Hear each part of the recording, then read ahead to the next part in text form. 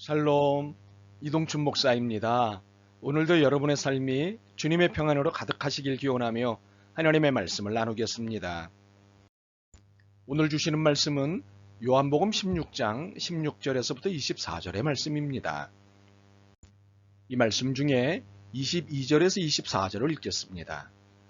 지금은 너희가 근심하나 내가 다시 너희를 보리니 너희 마음이 기쁠 것이요 너의 기쁨을 빼앗을 자가 없으리라.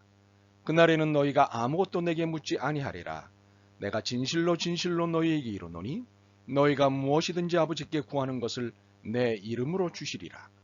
지금까지는 너희가 내 이름으로 아무것도 구하지 아니하였으나 구하라. 그리하면 받으리니 너희 기쁨이 충만하리라. 아멘.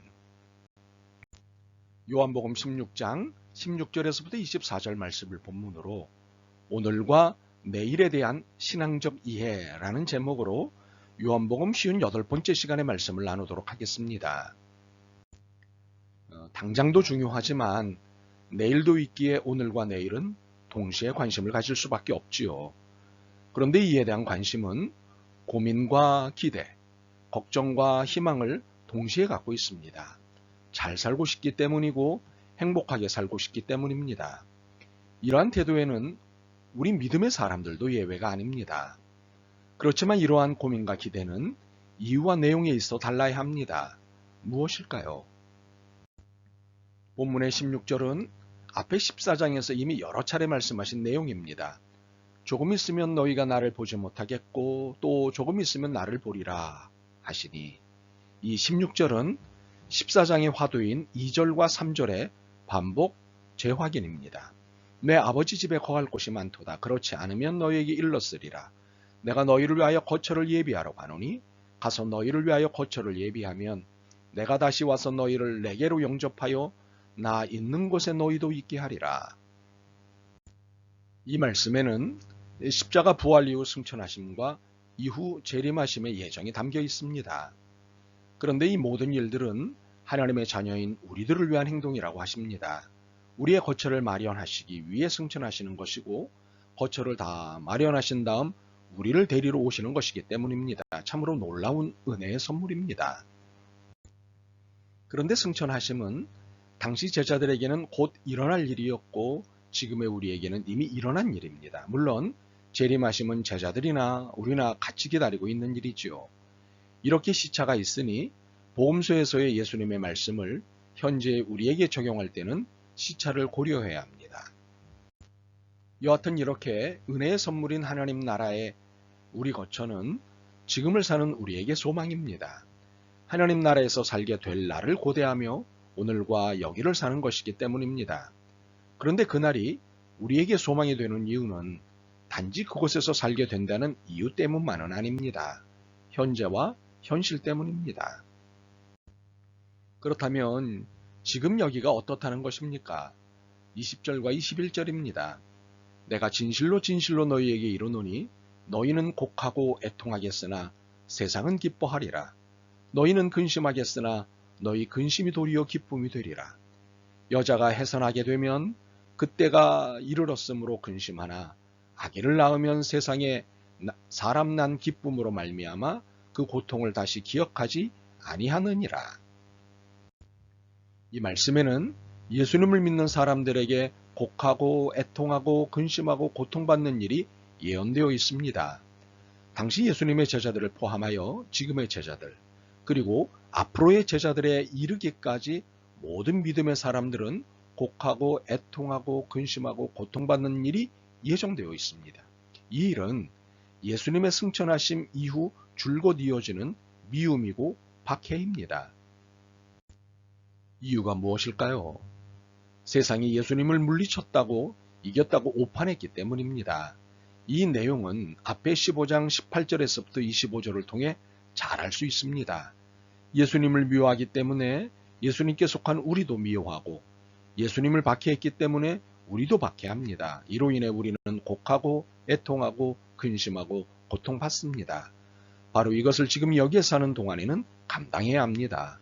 믿음의 사람이라면 누구도 예외가 없습니다. 혹시 물리적인 미움과 박해가 없을 수도 아닐 수도 있습니다. 그런데 우리가 말하는 본래적 미움과 박해는 영적인 것입니다. 그렇다면 영적인 미움과 박해는 무엇인가요?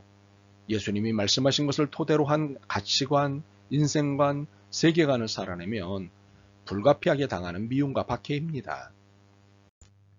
그런데 이 미움과 박해는 직접적이 아닌 간접적입니다.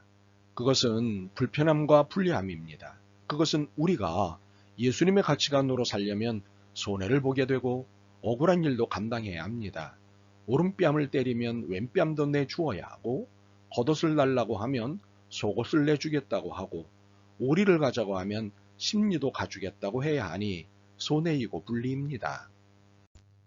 그런데 이것을 손해와 분리로 따지는 것은 세상의 셈법입니다. 세상의 셈법은 손해와 분리와 불이익을 참지 않습니다. 왜? 이기적이기 때문입니다. 서로 사랑하려는 예수님의 말씀을 이해하지 못하기 때문입니다. 시장 자본주의의 기획에 의해 치열한 경쟁만이 살 길이라고 쇠뇌를 받았기 때문입니다. 그러나 우리 신앙인의 셈법은 하나님 나라의 셈법입니다. 섬김의 셈법이고 희생의 셈법입니다. 이것은 믿음의 방정식입니다. 물론 이러한 셈법의 삶이 결코 쉬운 일은 아닙니다. 인간의 속성이 이기적이기 때문입니다. 완전히 성화되지 않은 우리는 여전히 죄의 속성인 이기심과 싸우는 중입니다. 그러니 세상의 셈법과 섬김의 셈법 사이에서 갈등합니다. 바로 이때 이 갈등과 고민을 해결해 주는 것이 내일에 대한 소망입니다. 예수님께서 하나님 나라에서 준비하고 계신 우리들의 거처, 내일 저곳에서 살 날을 기대하는 소망입니다. 이 소망이 오늘의 세상의 이기적 셈법에서 손을 떼고 섬김과 희생의 셈법을 붙잡는 것입니다. 불편하고 불리하고 불이익이 되는 예수님의 가치관을 따르는 것이지요. 이 미움과 박해의 세월을 찬양하며 걸어가는 것입니다. 이것이 내일에 대한 기대로 오늘을 사는 우리 신앙인의 모습입니다. 이렇게 내일에 대한 소망이 오늘의 근심, 오늘의 염려를 이기게 하는 것입니다. 물론 날마다 사건마다 땅의 셈법과 하늘의 셈법 사이에서 갈등할 것입니다. 근심과 믿음, 염려와 소망 사이를 수시로 오고 갈 것입니다. 그러나 예수님이 22절에서 말씀하신 것을 놓치지 않는다면 갈등의 진폭이 줄어들 것입니다. 지금은 너희가 근심하나 내가 다시 너희를 보리니 너희 마음이 기쁠 것이요 너희 기쁨을 빼앗을 자가 없으리라. 다시 오시겠다고 하셨습니다. 다시 오시면 세상의 모든 판이 뒤집히는 것입니다. 세상은 없어지고 하나님 나라만 있게 될 것입니다. 그러니 누가 주님이 주시는 기쁨을 빼앗아 가겠습니까? 그러니 이날을 소망하며 오늘을 견디는 것입니다. 이러한 신앙인의 태도를 모범적으로 보여주고 설명한 선배가 있습니다. 바울입니다. 로마서 8장 24절에서 26절입니다. 우리가 소망으로 구원을 얻었음에 보이는 소망이 소망이 아니니 보는 것을 누가 바라리요. 만일 우리가 보지 못하는 것을 바라면 참음으로 기다릴지니라.